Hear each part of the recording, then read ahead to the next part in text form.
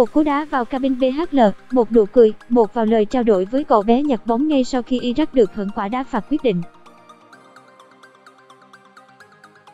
Không ai rõ ông nói gì với cậu bé ấy, nhưng nụ cười bí ẩn cùng cú đá vào cabin cho thấy huấn luyện viên Park Hang-seo đã cảm nhận được điều chẳng lành. Ở AFF Cup 2018, mùng 3 tháng 4, bàn thua của đội tuyển Việt Nam đều đến từ các tình huống cố định. Trận giao hữu với Cộng hòa Dân chủ Nhân dân Triều Tiên, bàn thua cũng đến từ một quả đá phạt trực tiếp. Huấn luyện viên Park Hang-seo hiểu đội tuyển Việt Nam đang đối mặt với một cú đá penalty chứ không phải đá phạt trực tiếp. Người đứng trên chấm đá phạt là Alexander Nang, cầu thủ đang thi đấu tại Serie A, và dù có 89 phút in tiếng khi đối đầu với Trọng Hoàng, anh khẳng định tố chất ngôi sao chỉ bằng một khoảnh khắc. Mục tiêu giành ít nhất một điểm đổ bể. Ông tức giận đá bay chai nước sau khi tiếng còi kết thúc trận đấu vang lên. Sự tức giận bằng hành động ấy hiếm khi được biểu lộ mà nay đã lọt vào ống kính.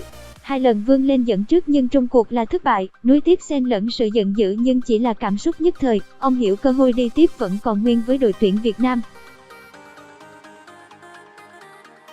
Đội bóng chỉ cần không thua đậm Iran, quyết chiến và giành thắng lợi trước Yemen thì vẫn có thể mở ra được cánh cửa vào vòng đấu loại trực tiếp.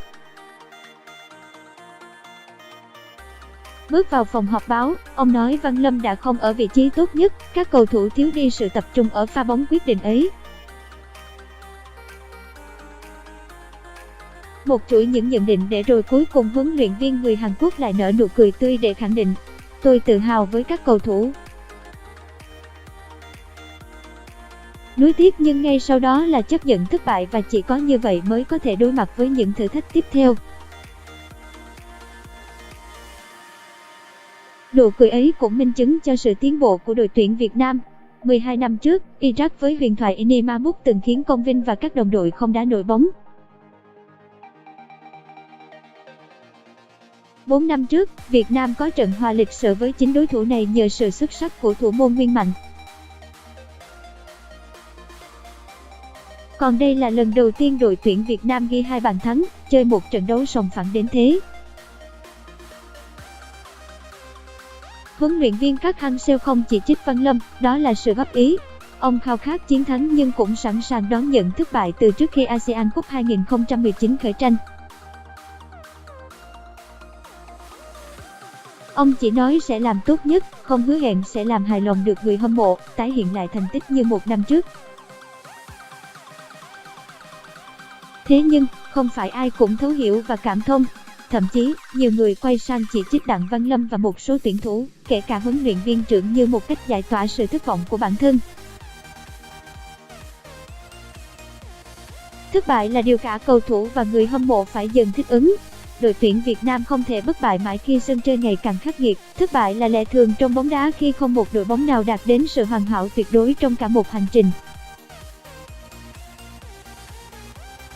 Đội tuyển Việt Nam không nằm ngoài quy luật ấy. Thua Iraq không phải thảm họa, và kết quả đó dù nghiệt ngã cũng chỉ để khẳng định đẳng cấp của ASEAN Cup khác biệt nhiều với những giải đấu mà bóng đá Việt Nam đã đạt được thành công trong năm trước. Sau một năm thăng hoa, người hâm mộ Việt Nam có thể sẽ phải đối mặt với nhiều thất bại và nỗi buồn. Trước mắt là Iran, đội bóng còn mạnh hơn một bậc so với Iraq. Nếu thất bại đó không phải là điều quá ngạc nhiên, nhưng khát khao chiến thắng lại là điều chẳng ai có thể cấm cản ở mỗi người.